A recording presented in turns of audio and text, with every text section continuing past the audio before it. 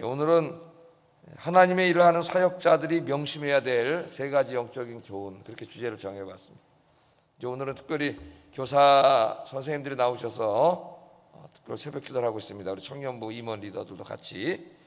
여기 교사가 명심해야 될 세 가지 영적인 교훈, 그렇게 해도 되겠어요.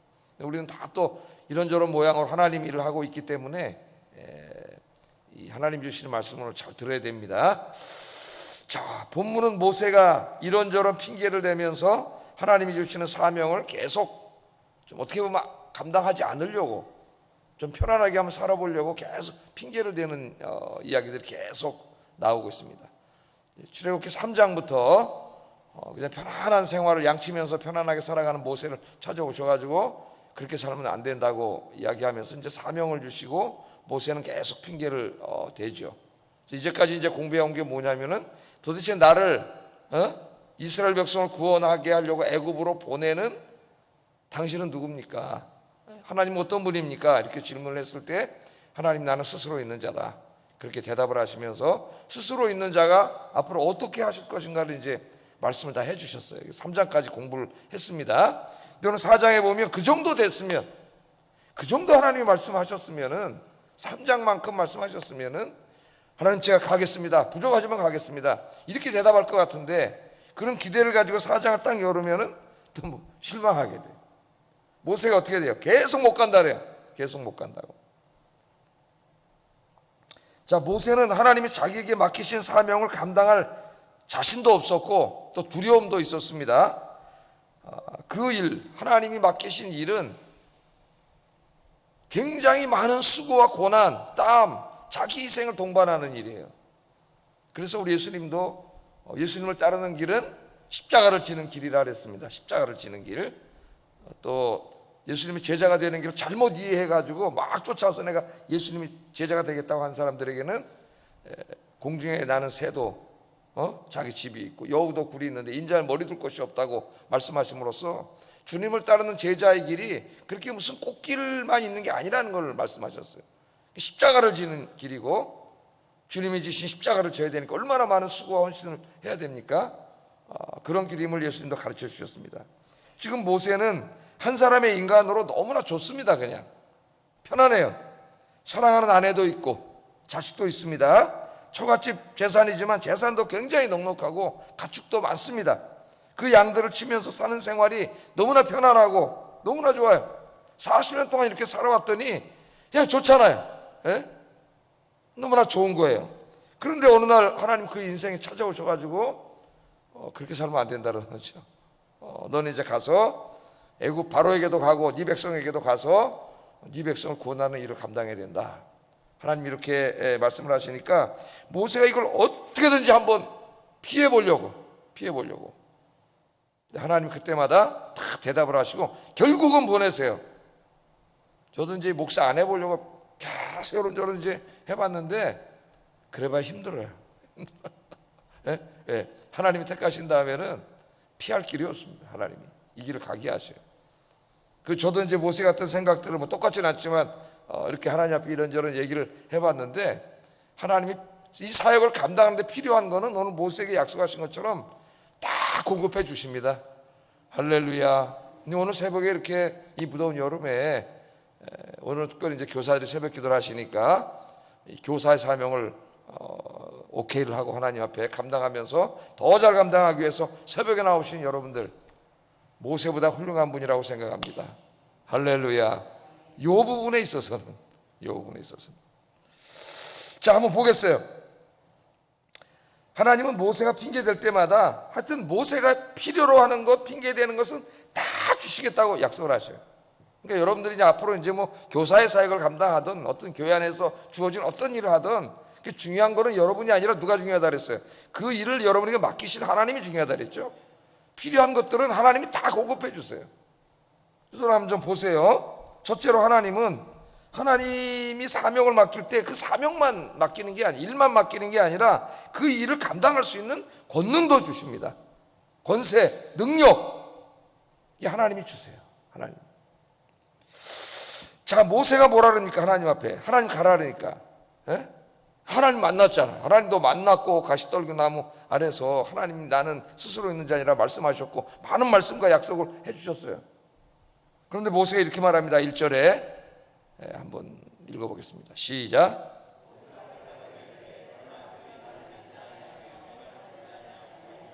여호와께서 내게 나타나지 아니하셨다 하리이다.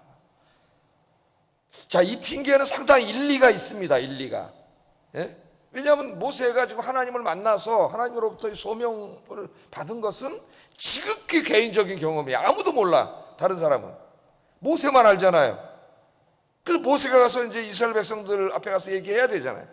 내가 이게 호렙산에서 양치고 있는데 그냥 가시덤불 아래 불이 붙어가지고 내가 깜짝 놀라서 왔는데 금방 타버려야 되는데 안 타가지고 가봤더니 거기 하나님이 임재하셔가지고 나를 여러분들에게 보냈습니다. 구원하라고.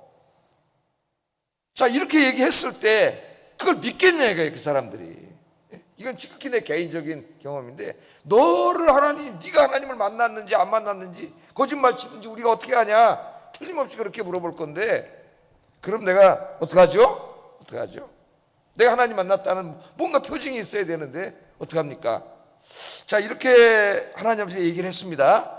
하나님이 이것에 대해서, 이 핑계에 대해서는 상당히 그래도 일리가 있다고 생각을 하신 것 같아요. 그래서 모세가 진짜 하나님을 만난 사람이고 하나님으로부터 직접 소명을 받은 사람임을 보여주는 세 가지 표적을 보여주시죠. 표적이 다 놀라운 겁니다. 세 가지 표적 뭐예요? 첫째는 지팡이로 뱀을 만드는 표적을 보여주시고, 또 하나는 손을 넣었다가 빼니까 문둥병이 걸려있고 또 집어넣었다 빼니까 문둥병이 다 낫는 표적이고, 또 하나는 나일 강물을 명하니까 피로 변해. 자, 이 세 가지를 제가 여러분에게 행했다고 한번 생각해 보세요. 우리 교회 이거 부시고 새로 져야 돼. 크게 아마. 다 올 거예요. 우리 제가 이 세 가지를 했다면 이 세 가지만 해도 정말 이건 인간이 할 수 있는 일이 아니지 않습니까? 하나님 이 사람 함께하는 사람이고 하나님의 권능이 임한 사람이고 정말 하나님 만난 사람 맞는구나. 그렇게 할 수 있는 세 가지 기적을 일으켜 주시겠다 그랬어요. 사람들이 깜짝 놀랄 겁니다. 세 가지. 그런데 이제 이 세 가지 기적에는 하나하나에 좀 어떤 의미가 있어요. 의미가. 우리가 좀 새겨야 될 의미가 있기 때문에 좀 한번 살펴보겠습니다. 자, 먼저 지팡이로 뱀 만드는 데는 어떤 의미가 있는지 2절 3절 한번 읽어보겠습니다. 시작.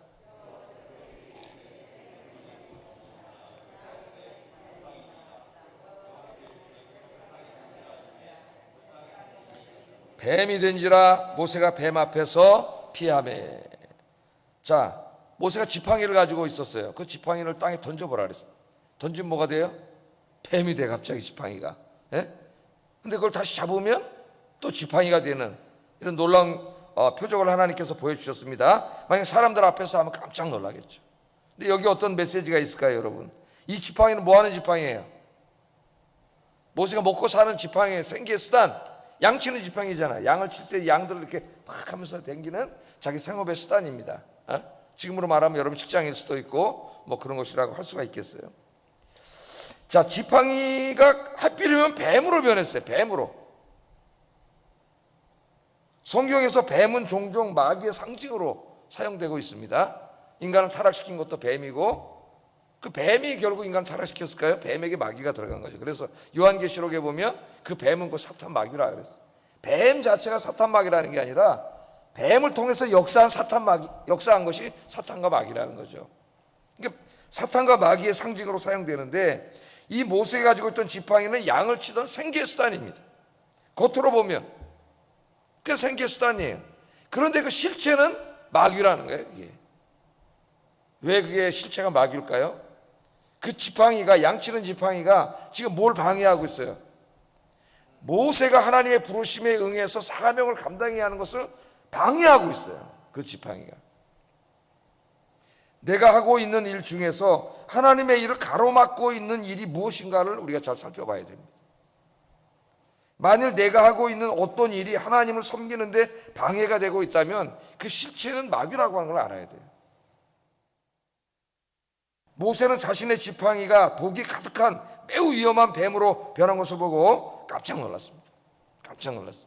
그러니까 여러분들 내가 어떤 일들을 익숙하게 하고 있는데 그 일이 나를 하여금 하나님께로 더 가까이 가게 하고 하나님이 맡기신 사명을 감당하게 하는데 그것 때문에 방해가 되고 그것 때문에 못하게 된다면 심각하게 한번 생각을 해봐야 돼요.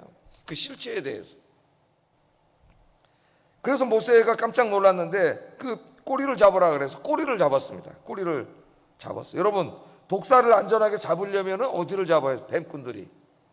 꼬리 잡으면 100% 물립니다. 꼬리 잡으면 휙돌아서 물어요. 뱀을 잡을 때 모가지를 꽉 잡는 거예요. 모가지를. 그래서 우리 부대에서도 이렇게 총 개머리판으로 목을 딱 쳐가지고 자꾸 시골 애들은 손으로 잡더라고요. 목을 이렇게 꽉 잡고 깜짝 놀랐습니다. 꽉 잡아요. 그런데 꼬리를 잡으면 물리게 돼 있어요. 그런데 하나님 꼬리를 잡으라 그래요. 그래서 모세 꼬리를 딱 잡았더니 물리는 게 아니라 그게 다시 뭐로 변했어요? 지팡이로 변하는 이런 놀라운 일이 벌어졌습니다. 자, 다시 뭐가 된 거예요? 그 실체가 뱀인데 하나님의 손에 붙잡히니까 민족을 구원하는 사명의 도구가 되는 거예요. 사명의 도구. 그래서 여러분들이 하는 일이 하나님을 섬기는 하나님의 도구가 될 수 있도록 기도하시기 바랍니다. 기도하세요. 하나님의 손에 붙잡히면 내 생업의 터전이 하나님을 섬기는 생명의 도구가 될 수 있습니다. 모세의 지팡이는 하나님을 만나기 전이나 후나 똑같은 지팡이에요. 그러나 하나님을 만나기 전에는 단순한 생업의 수단에 불과했지만 하나님을 만난 후에는 민족을 구하는 사명의 도구가 되었습니다. 그래서 하나님이 여러분에게 주신 것들 뭐든지 그것들이 하나님을 섬기고 하나님을 위해서 일하는 사명의 도구로 쓰여질 수 있기를 주의 이름으로 축복합니다. 그게 돈이든 건강이든 시간이든 여러분 직장이든 뭐든 그렇게 기도하세요. 그렇게 기도. 이 모든 것들을 통하여 하나님 영광 받아주세요. 하나님을 위해서 쓰임받게 해주세요. 그러면 하나님이 복도 더 주세요. 더 채워주세요. 또 하나 이 지팡이인데 지팡이는 고대 사회에서 권위를 말해요. 권위.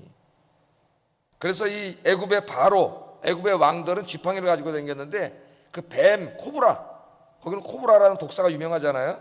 코브라 모양의 지팡이를 가지고 다녔어요.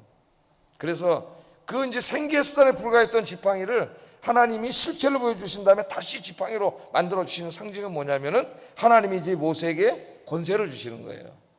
네? 권세를. 하나님이 일만 맡기지 않아요. 얼마나 무책임합니까? 일만 맡기고 하나님 팔짱 끼고 이렇게 있으신 분이 아니라 하나님 여러분에게 사명을 주시고 일을 맡길 때는 그것을 능히 감당할 수 있는 영적인 권세도 주십니다. 기도하세요. 하나님 주세요. 깜짝 놀래. 내게 이런 능력이 있었나? 이런 재능이 있었나? 깜짝 놀랄 거예요 아마. 사역의 열매가 있습니다. 자, 두 번째는 하나님 그것도 모세에게 부족했는지 더 증거를 보여주시는 손을 이제 문둥병 만드는 기적을 보여주세요.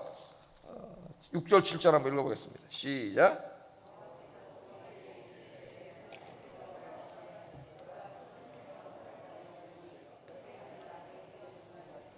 이르시되 내 손을 다시 품에 넣으라 하시매 그가 다시 손을 품에 넣었다가 내어보니 그의 손에 볼레살이 되돌아왔더라. 저 여러분, 제가 설교를 하니까 여러분이 목사님이 하나님이 부르신 목사님이라는 증거를 좀 보여주시오. 사기꾼 아닙니까?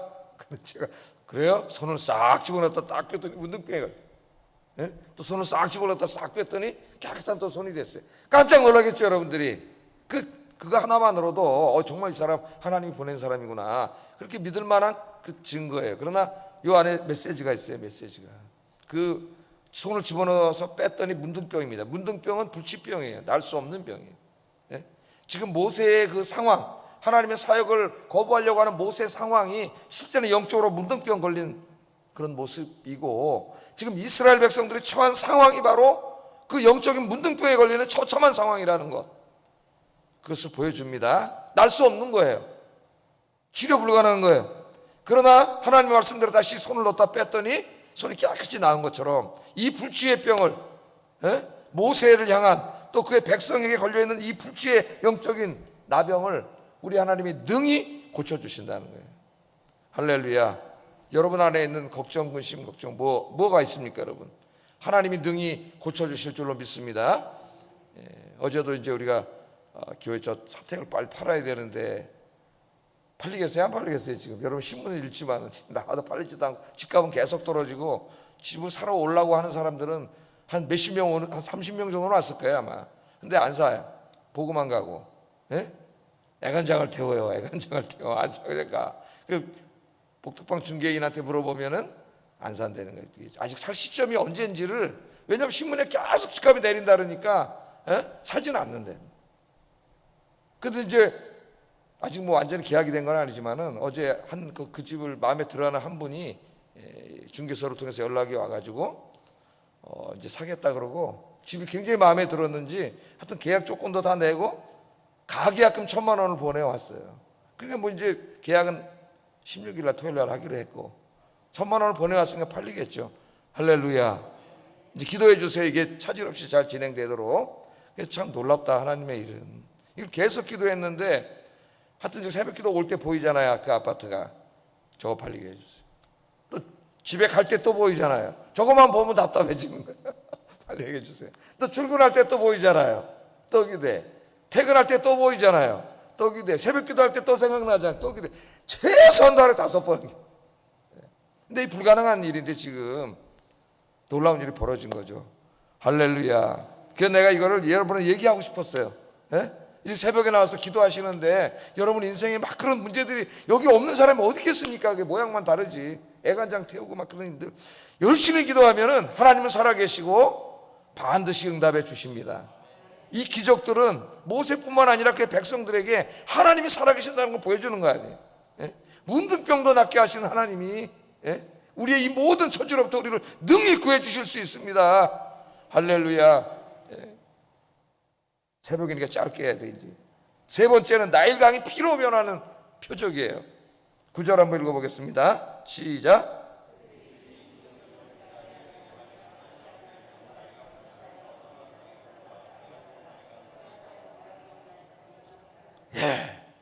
나일강 물을 떠다가 피로 변하는 기적을 또 이제 행하게 됩니다. 그 깜짝 놀라겠죠. 강물이 있는데, 먹을 물이 있는데 피로 변하게 하면 그 사람이 정말 능력의 사람 아니겠습니까? 이것도 놀라운 표적이지만은 거기에도 메시지가 있어요. 나일강은 애굽 사람들에게는 생명의 근원입니다. 두 가지, 하나는 태양이고 하나는 나일강이에요. 나일강이 범람해가지고 거기 비옥한 땅을 만들죠. 삼각주를. 그래서 지금 세계 4대 곡창지대 한 군데가 나일강 지역의 그 평야에 나일강 평야. 그래서 이 고대 로마 제국의 모든 식량을 신약 성경에 보면은 애굽에 의존을 했어요. 애굽을 점령한 다음에 거기서 의존을 하고, 사도 바울도 나중에 로마로 갈 때 그 곡식 싣고 가는 배를 사도 바울이 타고 가다 이제 풍랑을 만난 거예요. 왜냐하면 그 가을에는 풍랑이 일어나는데 그러니까 안 가요, 배들이. 근데 식량이 모자라 로마는. 그러니까 그 가을에 위험할 때 가지고 오면 3배, 4배를 줘요, 가격을. 그러니까 선조들이 어떻게 해요? 위험을 무릅쓰고 가는 거예요. 몇 배 돈을 더 주기 때문에. 근데 그때 바울이 안 된다 그랬죠. 가면 안 된다. 풍랑을 만나니까. 선조들은 가도 된다 그랬잖아요. 돈을 몇 배로 더 버니까. 근데 그 책임자가 로마 백부장이 바울 말을 듣지 않고 선조들 말을 들었다가 이제 풍랑을 만나는 걸 우리가 사도행전에서 공부하잖아요. 그 나일강은 그들에게 신이야, 신. 생명의 근원이 신이에요. 그런데 이걸 다 그때 뭐 피로 변해요. 이거 뭘 상징합니까? 하나님은 무능하고 무기력한 신이 아니라 저들이 철석같이 믿고 있는 생명의 근원이라고 먹고 있는 나일강 신도 심판하시는 하나님. 할렐루야. 진짜 스스로 있는 자, 창조주 하나님, 이 심을 모세에게 보여주셨습니다. 하나님의 일은 인간의 힘으로 하는 게 아니라는 걸 보여준 거예요. 하나님께서 네가 그 일을 하면 그 일을 하는데 필요한 모든 권세와 권능을 내가 주리라. 할렐루야. 이 약속을 믿고 기도하시기 바랍니다. 특별히 우리 선생님들이 여름 성경학교에서 기도하세요. 자, 두 번째, 그 정도 됐으면 갈 것 같은데 내가 읽다가도 모세한테 좀 짜증이 나더라고. 또 핑계를 대. 그게 뭐, 두 번째는 나는 말 주변이 없는 사람이니까 못 가겠습니다. 떠오르는 거예요. 10절 한번 읽어보겠습니다. 시작.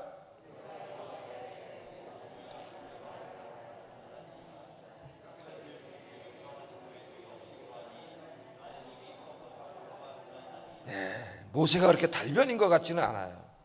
근데 사도 바울도 뭐라 그랬어요? 내가 말에는 조라나 글에는 능하다 그랬으니까 사도 바울도 말을 잘하는 사람은 아니었던 것 같아요. 근데 글은 정말 논문이나 이런 건 잘 쓰는 사람인데 말 주변은 없었던 것 같아요. 말에는 조라다 그러잖아.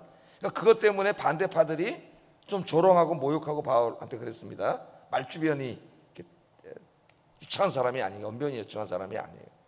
그러니까 이 지금 모세의 생각은 백성들을 구하는 지도자가 되고 왕 앞에 설레면, 바로 앞에 설레면 말을 유창하게 하는 그런 참 멋있게 하는 사람이 이래야 되는데, 나는 말주변이 없어서 못하겠어요. 예?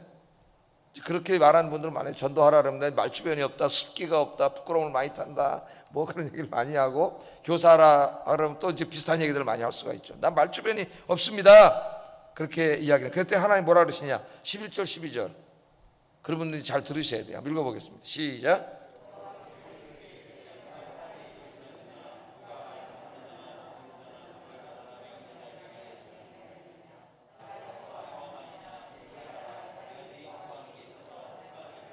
아멘. 하나님께 쉽게 말하면 뭐예요? 하나님이 입술도 지었고 네가 가서 사역을 필요하는데 말을 해야 된다는 것은 그 할 말을 내가 네 입에 주겠다는 거예요. 할 말을. 하나님이 할 말을 네 입에 주겠다. 여러분이 전도하러 나가면 할 말을 하나님 주셔. 나도 모르게 기가 막힌 말을 하게 되고 내가 설교하려고 쓰면 하나님 멋있는 말, 하나님의 말씀하게 주세요. 하나님이. 그래서 마지막 때 걱정하지 말라 그랬죠. 하나님이 그때 필요한 말씀을 하나님이 주신다 그랬습니다. 할렐루야. 그 말은 공부하지 말고 준비하지 말라는 말이 아니에요. 또 어떤 사람은 이 말을 잘못 알아들었고 난 설교 준비 안 해. 그냥 강단에서만 하나님 주셔. 주시긴 뭘 줘. 지가 게으른 거지. 예? 그 말 누가 듣겠어요, 그 설교를. 설교 준비하거나 교사가 공과 준비하지 말라는 말이 아니라 다 준비를 하지만 우리가 느끼잖아요. 우리의 한계를 느껴요. 근데 그때 준비한 것 이상의 하나님의 말씀을 주세요. 그 아이들이 변하잖아요. 예? 저 같은 경우도 그 산동네 주일학교 선생님들 있었는데 그 선생님이 가르칠 때 그 중에 무슨 목사가 나올지 누가 나올지 뭐 어떻게 하셨겠어요. 예? 그러나 그분들이 다 잊어먹고 있겠지만 지금 이제 천국에 가면 큰 상을 받아. 네가 주일학교 때 가르친 애 중에 차창호 목사도 나왔고 뭐 누구도 있고 큰 복을 받을 거예요. 그분들은 모를 거예요 지금. 그때 그 꼬마 차창호가 지금 어디가 사는지도 모르고 그렇잖아요. 예? 하나님이 말씀을 주신 거예요. 그 말씀 하나하나가 그 어린이들을 변화시켜서 오늘 한국교회 붕을 일으킨 거예요. 여러분, 하나님의 일은 유창한 말솜씨로 하는 게 아닙니다. 말을 좀 어눌하게 할 수도 있어요. 그런데 정말 중요한 건 뭐냐면 하나님이 그 입술에 말씀을 물려주는 거예요. 진실하게 하나님 말씀을 증거하려고 하는 그 자세가 중요하다. 저는 그렇게 생각합니다. 진실하게 하나님 무슨 재주 부려고 하지 말고 진짜 진실하게 하나님 말씀을 증거하는 거예요. 사람을 변화시키는 것은 하나님의 말씀이에요. 말씀. 나의 달변이 아닙니다. 저는 좀 말주변이 있는 편에 속해요. 연설도 잘하고 이런 편에 속하지만은 그것이 사람을 변화시키지 못해요. 내 논리나 이런 것들이 저를 그 당시에 저 사람의 입을 막을 수 있지만 그게 사람을 변화시키는 건 아니에요. 진실한 말, 진실하게 전한 하나님의 말씀 한마디가 그게 사람을 움직이는 거예요. 그래서 제가 군에 있을 때도 군선교를 도와주시던 한 분이 계셨는데 돈을 벌어가지고 다 군선교에다가 저 동두천에서 이제 사업하시면서 신학교도 하셨어요. 가끔 오셔서 설교를 하시는데 그분을 존경하니까 기도도 많이 하시는 분이에요. 손을 잡고 약수하는데 자영제, 그럼 자영제라고 저를 불렀는데 손을 잡고 악수하면 전기가 와. 하나님이 사랑하세요. 하나님 지켜주세요. 그냥 이 말 한마디가 얼마나 힘이 되는지 모르겠어요. 이게 바로 뭐예요? 정말 성령 충만한 사람의 그 진실하게 선포된 하나님의 말씀. 우리 선생님들이 말주변 없어도 돼요. 정말 아이를 사랑하는 마음, 그리고 그 하나님의 말씀, 그 진실하게 증거하고자 하는 그 마음을 가지고 여러분이 준비하시고 가르치면은 여기에 여러분 가르치는 아이들 중에 나중에 깜짝 놀랄 일이 벌어지고 여러분은 다 잊어먹고 있겠지만 천국에 가면은 사람들이 주렁주렁 할 줄로 믿습니다. 그래서 이 가르치는 사명이 굉장히 위대한 사명인 거예요. 하나님 주세요. 달변 필요 없어요. 진실한 말, 진실하게 여러분들이 하나님의 말씀 증거하는 그 말만 있으면 된다. 기도하세요, 여러분. 이건 목회자도 마찬가지고 우리 다 마찬가지입니다. 성도님들도. 그 다음에 세 번째, 그랬더니 그러면 좀 갔으면 좋겠는데 또 핑계를 대네. 또 핑계를 대. 뭐라 그래요? 13절에 한번 읽어보겠습니다. 시작. 보낼 만한 자를 보내세요. 보낼 만한 자. 하나님이 가라 그랬으면 하나님이 다 알아서 가라 하는 건데, 보낼 만한 자를 보내세요. 이렇게 핑계 대니까 하나님이 화를 내셨어요. 지금. 하나님 진짜 제가 화를 내듯이 그렇게 화를 내셨을까요? 이런 걸 이제 우리가 신인동용론적 표현이라 그래, 신학에서는. 하나님의 마음을 우리 인간이 이해할 수 있도록 인간의 언어로 표현한 거예요. 하나님은 인간이 아니시기 때문에 우리가 이걸 다 인간의 언어로 표현할 수가 없어요. 우리 인간의 언어가 요만큼이라면 하나님이 이만큼 크신 분이기 때문에. 근데 하나님의 마음을, 하나님의 안타까운 마음을 우리에게 이해하기 위해서 노하셨다는, 화내셨다는 거예요. 화가 나셨다는 거예요. 예? 모세를 향하여 진노하시면서 네가 필요하다면은 내가 아론도 다 준비해놨고 네 형은 말 잘하지 않느냐, 네 형 아론도 준비해놓고 내가 다 준비해놨으니까 가라는 거예요.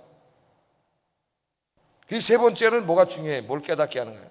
중요한 거는 내 자질이 아니라 하나님이 나를 부르셨다는 그 사실이에요. 소명의식. 하나님이 나를 교사로 부르셨고 지금 내가 교회에서 맡은 일을 하도록 하나님이 나를 부르셨다. 이곳에 부르신 분은 하나님이시다. 담임 목사님이 임명했지만 부르신 분은 하나님이다. 할렐루야. 이 새벽 기도로 부르신 분도 하나님이신 줄로 믿습니다. 그래서 주일하는 사람이 제일 중요한 건 뭐냐면은 소명의식이에요. 하나님이 나를 이곳으로 부르셨다고 하는 소명의식이 투철한 교사들, 성도님들 되시기를 주의 이름으로 축복합니다. 네, 기도하겠습니다. 자, 오늘 세 가지를 기도합니다. 세 가지. 아까 세 가지 교훈이라 그랬죠. 첫째는 하나님이 주시는 권능으로 충만한 교사가 되게 하소서. 하나님 권능 주세요. 두 번째, 하나님의 말씀만을 진실하게 증거하는 교사가 되게 해주세요. 세 번째는 나를 교사로 부르신 분은 하나님이라고 하는 소명의식이 투철한 교사가 되게 해주세요. 이 세 가지를 깨달아야 된다 이거예요. 우리가 영적인 교훈.